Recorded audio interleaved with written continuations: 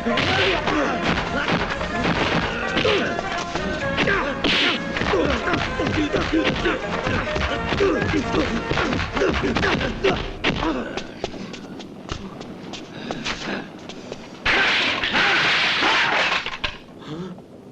guys, it's Will. It's Hong Kong Cinema Appreciation Society. It's a really big day today.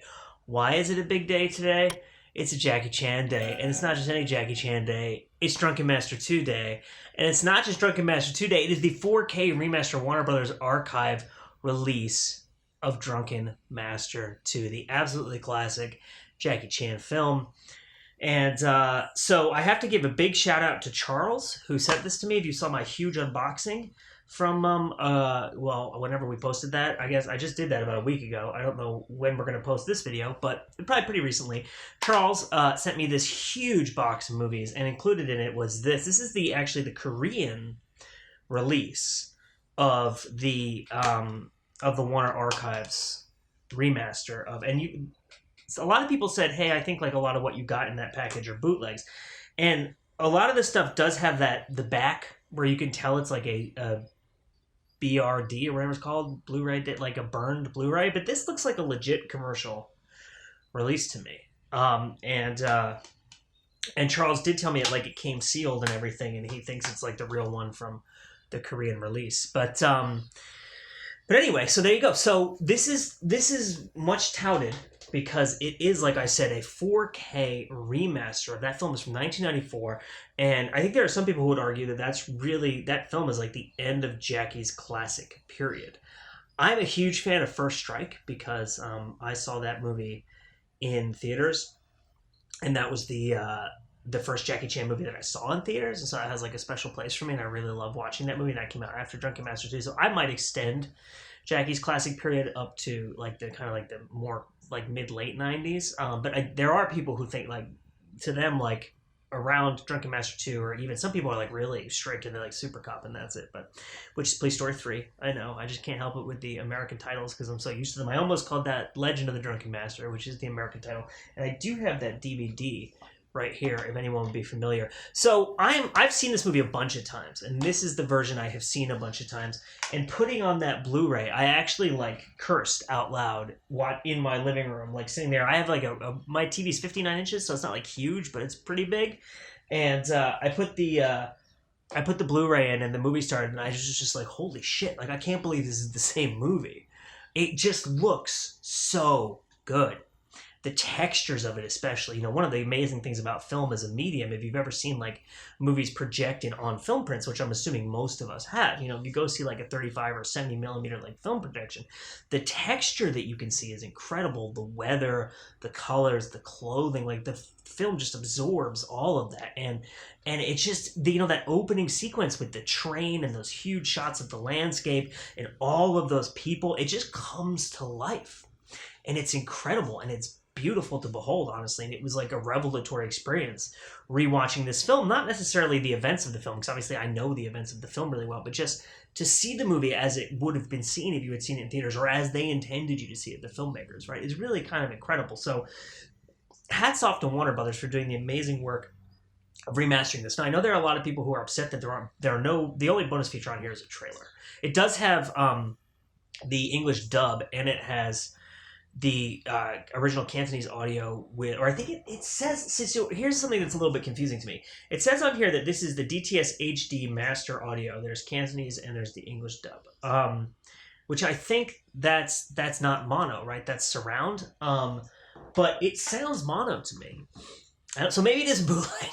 They put the wrong audio on it, but like I much prefer mono audio to like when they go back and they remaster it in stereo, and it sounded mono to me, but maybe my ears are broken. I'm not an audiophile, so it had the feel of like an old school classic 80s early 90s like Hong Kong audio track. So I really enjoyed it.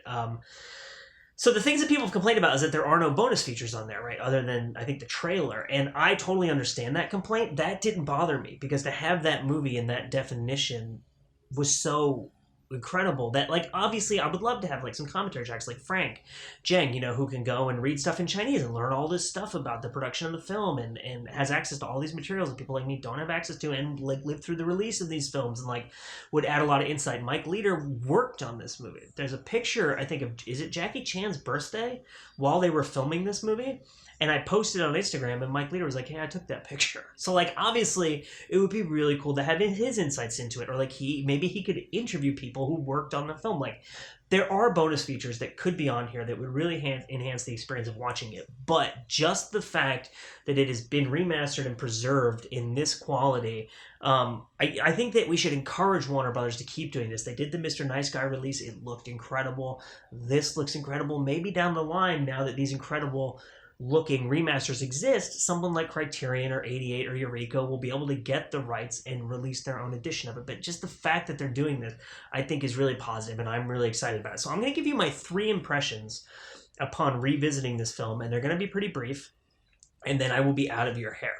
Number 1, it's just such a classic movie front to back, and like I kind of had honestly forgot that a little bit. Like I remembered like the really big sequences that you like, the train sequence in the beginning, and like all the like the insane fighting at the end, the scene where he gets really, really drunk and then Nina Mui's like comedic hijinks as his stepmom. But like every scene in the movie, I was like, oh, I forgot about that. Oh, that's because like, again, I've seen this a lot of times, but like since the last time I watched this movie, I've watched like probably 100 other Hong Kong movies, and there's only so much room in my old broken brain for movie scenes, right? So a lot of it has kind of flown out of my brain. So just revisiting, I was like, it's just nonstop classic scene. Like T. Lung is in this film and plays the dad, and the interplay between him and Jackie is incredible. And Nina Mui is just so good. Ken Lo and the fight scenes with him, like, I mean, it's an amazing movie. And you don't need me to tell you that. You probably already know that, but it just reminded me of how incredible it is. My second impression upon revisiting this film is that it's kind of weird.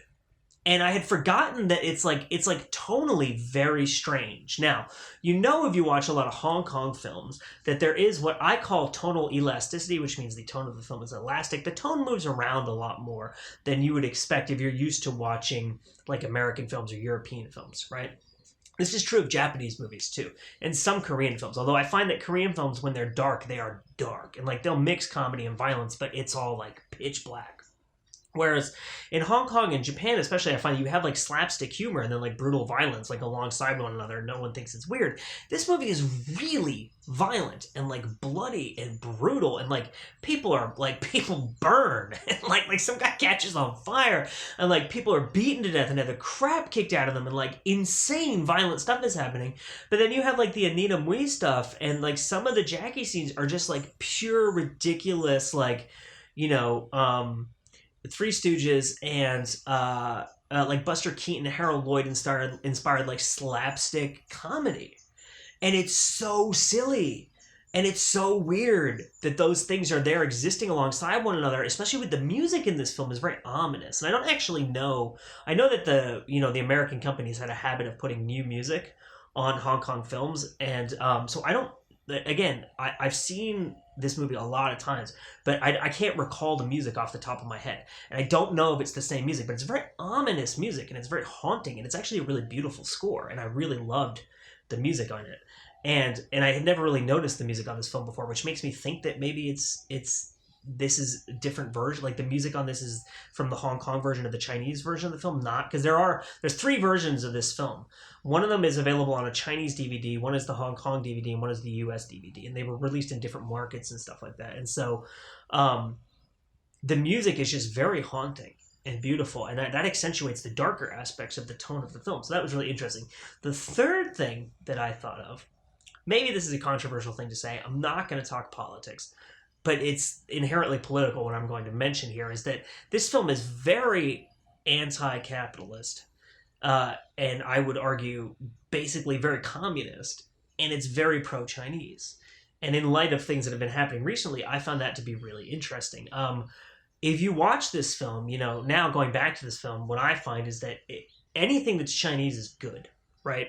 Culturally Chinese, right? It's not about politics. Again, anything that is culturally Chinese with the, because Jackie Chan plays Wong Fei Hung in this movie. If you're unfamiliar, it's like a Chinese like folk hero kind of, and he did like traditional Chinese medicine, right? In addition to being martial artist and stuff.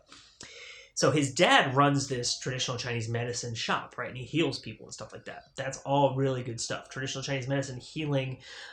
There's a guy who works who's like played by Andy Lau, actually, which is really fun, in like a bit part. He's like a secret service kind of agent for the Chinese government. He helps the Jackie Chan character. Like, all of these things that are associated with China and traditional Chinese culture are good and positive and like helpful. The British people and the Chinese people who help the British and therefore are not patriotic and go against their patriotic duty and all this stuff, right? Horrible people, right? They're just bad, bad, bad people with no redeemable qualities at all. There is no black and white in this movie. British and foreign is bad, and any Chinese person who helps them is bad, and Chinese is good. And even though, they go from, in the beginning of the film, if you're unfamiliar, they're in China and then they come to Hong Kong. That's the train sequence I'm talking about. They take the train. And there is mention of China and Hong Kong, but there are no divisions drawn between the two of them. It's just like, oh, we're going to Hong Kong now, as though it's just a city in China, right? Even though it was under British rule at that time. So it's just very, very interesting to see that in light of current events and how people feel about Jackie Chan now. As for the communist thing, capitalists in this movie are very, very bad. The people who run the metal factory and the British people who are selling like Chinese artifacts and stuff like that, and they're all capitalists, and they are very, very bad. The workers in the factory who rise up against the capitalists and act as a unit, within the good people in this film, you see a lot of units, whereas you see individuality among the bad people. And so even though the good people all have their individual personalities, like there's a guy who teaches in a martial arts school, and you see him doing martial arts with all the members of his school, and they form a unit. And they're Jackie Chan and Anita Mui and T Lung as a family, they form a unit. And there's all these kind of units of good people, which is collectivism, right? Which is communism. And then you have individuals and capitalists and whatever who are very, very bad. And that was just really interesting to me upon revisiting this film. So I am talking about the Warner Brothers remaster of Drunken Master 2. If you are a Jackie Chan fan, if you are a fan of this film, you have to buy this. It just looks incredible. I'm sorry, but it does. And I know that we all want an edition with a buttload of bonus features, but what we have now is that, and that is fantastic for what it is. So my name is Will. This is Hong Kong Cinema Appreciation Society. I thank you so much for watching, and we will see you next time.